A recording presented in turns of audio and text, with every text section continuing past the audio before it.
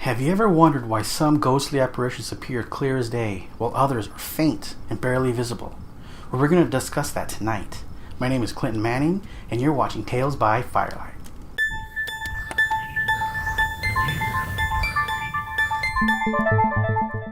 Because a spirit does not have a body anymore, they need to use the surrounding energy in the area to manifest. They need it.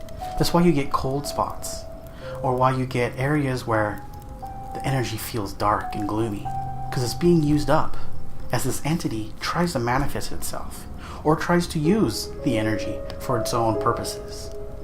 They say that you will always find a ghost in an old theater, because the emotions of the actors, the strong passion that they had as they carried out their roles, left an energy in the room. And now, there's ghostly activity in almost every old theater. It's a pattern. I've lived on both the East Coast and the West Coast of the United States. I've lived in the Rocky Mountain area. I've lived in Brazil even. And now I'm residing in Canada. And of all the places I've lived, there are a few that stand out. Places that seem to have more paranormal activity. Savannah, for example. Savannah is a beautiful place. But in the downtown historic district, you will find that it's a place that is stuck or lost in time. And if you research the history, you'll find that it's gruesome, full of hatred, full of war, pestilence, famine, disease. And because of that, the place is full of energy. I was fortunate while I lived in Savannah because I was able to experience a lot of different ghost tours. Some ghost tours are you go on a bus or a trolley or a train. Some of them are decorated to be all spooky, others are more classic and professional. I even went on a ghost tour where I jumped in the back of this purple hippie van and went around discussing the spooky stories in the area. But my favorite of all the ghost tours are the ones where you walk at night with a brave group of souls being led by an instructor of sorts, by a guide who holds up a lantern, and we walk through the dark streets of Savannah. If you've never been on a walking ghost tour, you're in for a treat. Because you're not protected by the van or the bus or whatever vehicle you're in. You're walking outside in the dark, in the open. And Savannah is a great place to get scared because of how creepy it gets in the middle of the night. The guide, as he stops in front of the different houses, he shares the history and the lore. He tells us to look at the different windows. See that basement window right there? That's where the murder occurred. And as you're standing out there in the dark, you're looking around in every direction. I remember my first walking ghost tour. When I made the reservation online, it was at some random address near a parking lot. And there were a few random couples, maybe a group with 3 kids, all kind of standing, no one really talking to each other. So I remember walking up to the group, kind of looking around, even thinking it was a little awkward, when suddenly a man stepped out of the shadows, wearing a black coat and a tall black hat, holding a lantern. And we could immediately see that he was going to be our tour guide for the night. And without hesitation, he told us, "Please, look across the street." And there was a 4-story building. He said, "See that window? That is where," and he began to tell us a story. The first story he shared with us was actually the story that I shared with you all about the ghost who wanted back her name.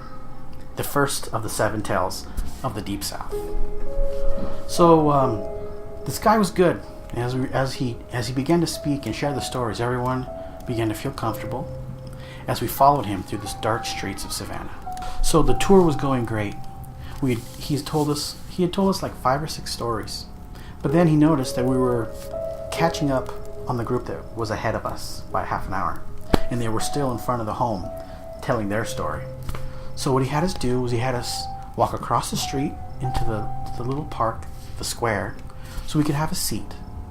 And while we were there, he told us one of the most interesting ghost stories that I had heard at that time. So as we were waiting for our chance to go on, to continue the tour, to go to the next famous house, we're all kind of quiet waiting, when our fearless guide decided to tell us a story that he said he usually doesn't share because it's not one of the famous stories everyone wants to hear. You see, with history, usually the rich or the conquerors, their legacy remains, and the poor and meek, their stories become lost. So he began to tell us the story as we were all sitting together in the square on various benches in the dark, surrounded by these homes that are 200 years old. So he told us that in the 1800s there was a couple, a man and a woman, who were madly in love. And the problem is that he was very poor and she came from a very wealthy family. But they didn't care about that, and they were courting and they wanted to get married. Well, when the parents of the rich woman found out that she wanted to marry a poor man, they decided to cut everything off and stop it with all the power that they had and all their money. But what ended up happening is that she ran away with him. And when I say ran away, she just went to a different neighborhood. And she stayed with the poor man in the poor neighborhood, and they got married in secret. And years went by. 5 years, actually. And this lady's family, they totally disowned her. They didn't want to have anything to do with her. They were so upset. But she didn't care. They were in love and they were so happy. They had a humble little life. Well, after 5 years, she became ill and she died. And her husband was heartbroken. He was so sad. So he took her body, made the arrangements, and they buried her in the cemetery with all the rest of the poor. This large cemetery that used to exist in Savannah's roots. And her parents ended up finding out that she died. And they were very upset that they weren't notified. And because they had power and money, they went to the cemetery and they had her body dug up and moved into the rich cemetery, the Colonial Park Cemetery, which is there to this day. Now this man, he was not notified. He did not know that his wife's body was moved. So he lived out his life, although I hear it was rather short, and he soon died. And he asked to be buried right next to his love. Well, it is said that these two individuals, they realized in spirit that they were not buried together. They weren't together any longer. So people say that they see, there's a street. Okay? People say that they see either the girl crossing the street to be with her lover, her husband, or the man crossing the street in the other direction to be with his wife, his beloved wife. So the story was short and sweet, and we thought, oh, that's an interesting one. I never heard something like that. Then he began to tell us. He said, because Savannah has such a dark history and so much energy, the spirit manifestations in the area are very clear. And someone asked him, have you ever seen a ghost?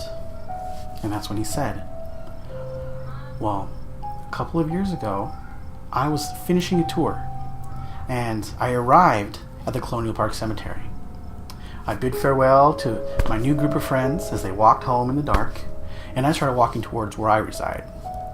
So he said he walked up the street, and he arrived at a crosswalk when he got a phone call. So he looked at his phone, and he began dealing with the message or the text or whatever it was. Now, as he was doing this, looking at his phone, he began to feel like there was something close. So he looked up, and across the street he saw a woman who was crossing in his direction. And she had a look on her face as if she was expecting something happy to happen. She had a good radiance, a good glow to her facial expression. And as he looked at her very clearly, he quickly began to feel that something was off.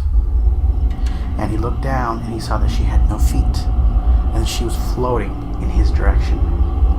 The hair on the back of his neck stood up with a shock, and he held his phone, slightly trembling, because in the moment that you're experiencing a paranormal event, the intense energy can cause you to lose your faculties. And as this ghostly apparition passed him by, he felt fear because of his own weakness, but really he said he felt a feeling of love and eagerness to reunite with a lost love. And as she passed him, he began to run across the street. And when he made it across the street, he looked back, and he saw her vanish into the brick wall that was right on the street. Because the cemetery that she's going to visit was no longer there, because Savannah was built on top of it. Well, if this is your first time watching Tales by Firelight, welcome. What I do here is I share haunted history, stories from the past, stories from my relatives, grandma and grandpa, people that have influenced me when I was younger. If you like what you see, please follow me See First on Facebook so you don't miss another tale. And if you prefer YouTube, please subscribe and don't forget to hit that little bell so you get a notification every time I release a new tale. Have a great weekend and I'll see you soon.